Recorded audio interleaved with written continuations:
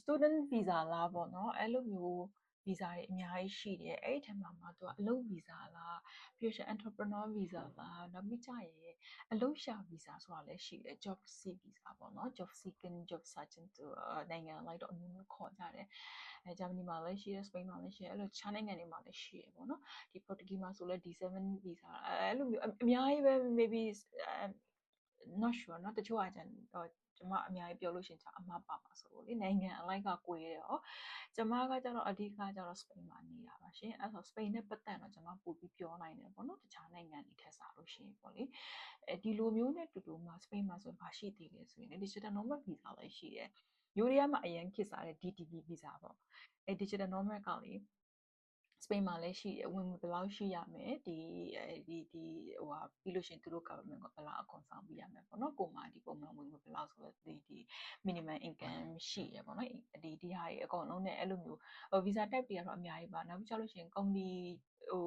ဖွင့်ပြီးတော့ foreigner ကလည်း company ဖွင့်လို့ရတယ်ယူရီးယားမှာလိုပဲကျမတို့ဆိုလည်းဒီယူရီးယားစင်ကို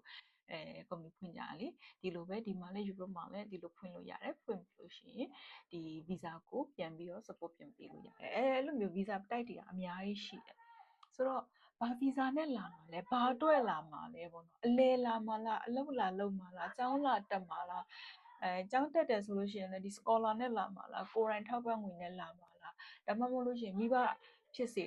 တစုံတစ်ယောက်ကကိုယ်ထောက်ပံ့တာမျိုးဒီတစ်ဆင့်ဒီထောက်ပံ့ငွေနဲ့လာမှာလားပေါ့နော်တစ်ဆင့်ဆိုတာဒီကိုယ့်ရဲ့ family ကဖြစ်စေအတော်တွေဦးလေးတွေအဲ့လိုမျိုးလေးပြကြတယ်ဆိုတော့အဲ့ဟာပုံမှာမူတည်ပြီးတော့လိုအပ်တဲ့ document တွေကပွာသွားမယ်ရှင်ရှောက်တဲ့ visa type ပုံမှာမူတည်ပြီးတော့ပေါ့နော်ဆိုတော့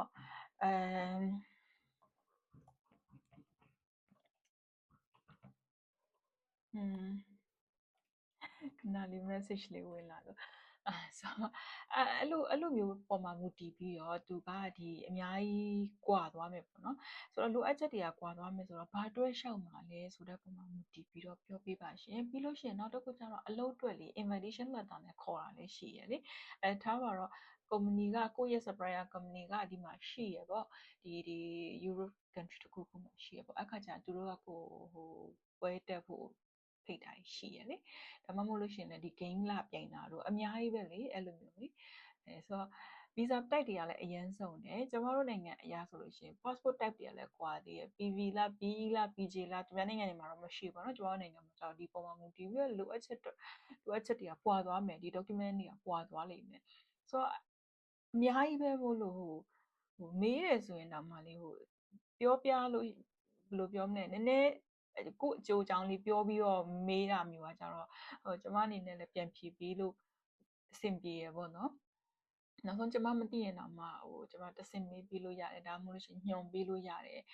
agent ဆိုလည်းဒီ agent တွေလည်းနိုင်ငံတွေလိုလိုမှာရှိတယ်အများကြီးပဲအခု Finland ကျမအခုနောက်ဆုံးလေရဲတဲ့နိုင်ငံဆို Finland ကျမဆိုရင်အခုဒီထဲမှာ Europe ထဲမှာနိုင်ငံ20လောက်ရှိပြီထင်တယ်ကျမအဲ့လိုသွားနေရလေဒီတောက်လျှောက်သွားလေနေရပေါ့နော်အဲ့ဆိုတော့ဒီဟိုဘက်အဲ့ Baltic country ဆိုလို့ရှိရင် Estonia တို့ Lithuania တို့အဲ့ Latvia တို့အဲ့နိုင်ငံတွေဆိုလို့ရှိရင်သူကလွယ်ပါတယ် visa ကလေနောက်ပြီးကျရင်အခုမှစပြီးတော့ခေတ်စားလာတဲ့ဒီ Romania Bulgaria လေပြီးခဲ့တဲ့ technique ကမှဒီ Schengen ဟို group ဟို Schengen list တွေကို join တာပေါ့နော်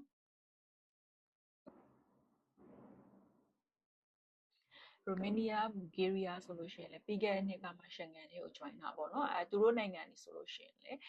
ဗီဇအရင်မခတ်ဘူးနေထိုင်စီတက်တာတယ်ထားပါတော့ဒါကတော့ဗီဇအကြောင်းပြောနေဒါတော့နေတဲ့ဘက်တွေရောက်တာပေါ့နော်ဆိုတော့အများကြီးပါပဲပြီးတော့ဒီဗီဇလျှောက်တယ်ဒီကိုရောက်လာတယ်ရောက်လာပြီးလို့ရှိရင်ကိုနေတဲ့ status ပေါ်မှာမူတည်ပြီးတော့ကိုကလုပ်ရမယ့်ဟာတွေကနောက်ဆက်တွဲရှိပါသေးရဲ့ရှင်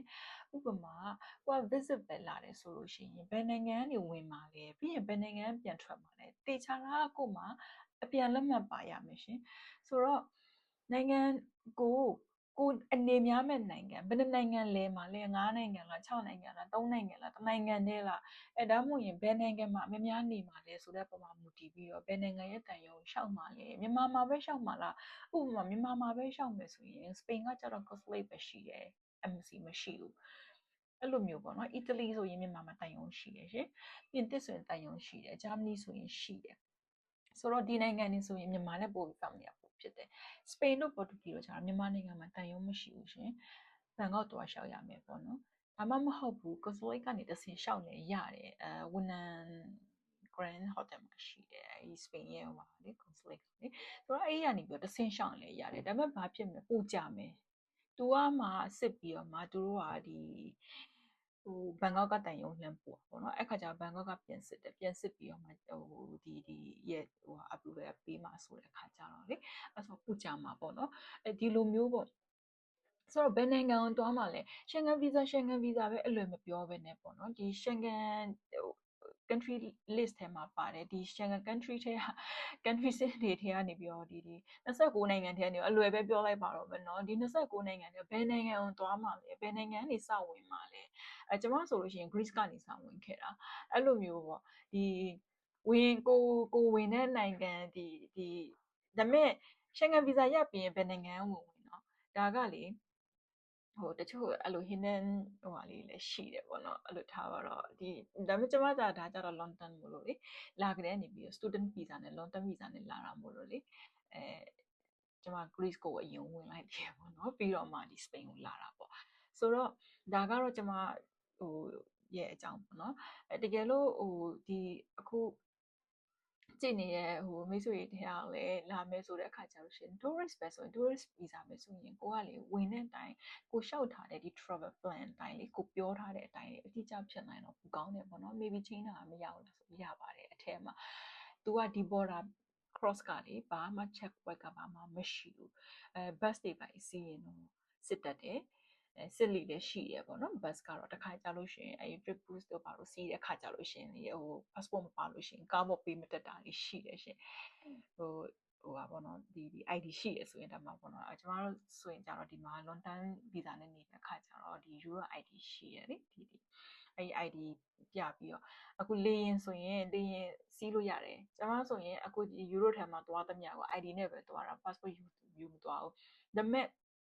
okay ယူမသွားတော့မို့ယူသွားတယ် passport ကိုပြလို့မရှိဘူးပေါ့နော် ID ပြလိုက်ရင်ပြီးရပဲ boarding ကလည်းဒီဘက်မှာကျတော့လေရင်တွေကအဲ့လိုဟို boarding gate မှာသွား boarding gate ပဲဖြတ်เสียလို့အမှန်တကယ် security check ဘက်ကလည်းတစ်ခါပဲဖြတ်ရတာဟိုလိုမျိုးလေ check in counter ဝင်နေဆိုတာမရှိဘူးလေဒီဘက်ဒီမှာကျတော့မရှိဘူးတော့မဟုတ်ဘူးရှိရပေါ့နော်ဒါပေမဲ့တိတ်မလူဘူးပေါ့နော် online check in နဲ့အကုန်လုံးပြီးတယ် luggage ဆိုပဲအဲ့ luggage က drop off ကိုဟို airline ကလေဟိုတခါတည်း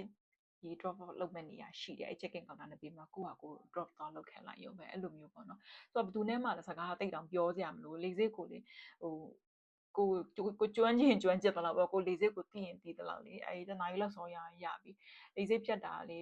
ဘလောက်လူများတဲ့လေစိတ်ဖြစ်များတော့အပြက်ကမိနစ်30တွင်းဆိုရင်ပြီးတယ်ဒါသူတို့နိုင်ငံတွေဘက်ကပေါ့နော်အဲ့ခါကျတော့ဘာဖြစ်လဲဆိုတော့ဒီအဓိကပြောချင်တာကတော့ဒီလိုမျိုးပေါ့ border check point ကတိတ်မရှိဘူးဆိုတာပြောချင်တာပါအဲ့ဆိုဝင်လာတယ်ပြန်ထွက်သွားတယ်အဲ့ဒါတော့မှန်ဖို့လိုတယ်ဘာလို့ဆိုရင်ပုံမှန်ဆို tourist visa ကသူကရက်60ပေးတာဒါပေမဲ့ကျမတို့နိုင်ငံသားတွေကိုကြတော့သူတို့ကကြတော့ဒီ high risk ဖြစ်တဲ့ခါကြတော့လေကိုယ့်ရဲ့ travel plan ရှိတဲ့လောက်ပဲပေးတာမျိုးရှိတတ်တဲ့အထူးသဖြင့်ပထမအခေါက်မှာဆိုရင်ပေါ့နော်ကိုကအရင်တုန်းကရဘူးတယ်နောက်တစ်ခေါက်ဒီဆိုရင်တော့ဒီလောက်ကြီးလည်းပြဿနာမရှိဘူးဒါပေမဲ့ဒီလိုလူရလည်းဒီဗီဒီယိုကြည့်နေမယ်လို့မထင်ပါဘူးเนาะသူတို့ကြအကုန်လုံးသိပြီးသားဆိုတော့လေကျမရည်ရွယ်တာကလည်းအလုံးဝမသိရတဲ့သူတွေပေါ့နော်ဘာလို့ဆိုလေတချို့လာမေးတဲ့ထဲမှာလေအဲ့လိုမသိတာကြီးအများကြီးပဲကျမတွေ့တယ်ဟိုအဲ့ဆို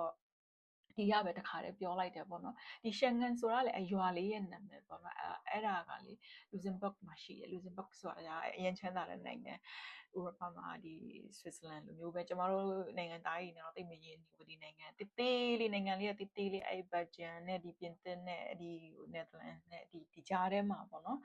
ဒီအပေါ်မှာဆို Netherlands ရှိတယ်အရှေ့မှာ Germany ရှိတယ်ဒီလိုပေါ့ Germany Netherlands Belgium အနောက်မှာ Belgium အောက်မှာပြင်သစ်ဒီဘက်ဆင်းလာရင် Spain ပေါ့နော်ဒီလိုမျိုးဆိုတော့အဲ့ PC လေးတေးသေးလေးအဲ့ထဲမှာရှိတာဆိုတော့ဒီနိုင်ငံမှာရှိတဲ့ရွာလေးတစ်ရွာကနေစတာငါတို့ဒီလိုမျိုးဟို gate တွေဖြတ်တိုင်းမှာစကားတွေပြောနေရတယ်အဲ့လိုမပြောမနဲ့ဒီလိုမျိုးဖြတ်လို့ရအောင်